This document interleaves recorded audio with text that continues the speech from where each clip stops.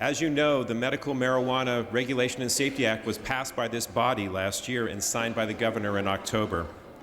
The act created a requirement for cities and counties to enact cultivation ordinances prior to March 1st or relinquish that to the state. Since the MMRSA was signed, cities and counties have rushed to enact bans, placeholder bans on cultivation activities. But the MMRSA was never intended to have the March 1st date. It was essentially a drafting error. So in some local jurisdictions, as counties and cities have moved, they are moving towards straight bans of all medical marijuana activities, and this is impacting patients' access to medical marijuana as well as primary caregivers.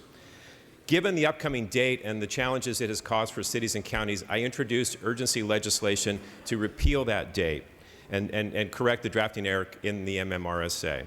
My colleagues and I want to allow cities and counties to have thoughtful discussions about the policies around medical marijuana that might be appropriate for their community, and encourage people not to place these placeholder bans on their communities. AB 21 also addresses another drafting error in the MMRSA regarding patient and primary caregiver access to medical marijuana. I worked with all of the stakeholders, which includes the ACLU, the Drug Policy Alliance, the League of California Cities, the California Police Chiefs, California's CSAC, RCRC, to come up with compromise language that we all agree on.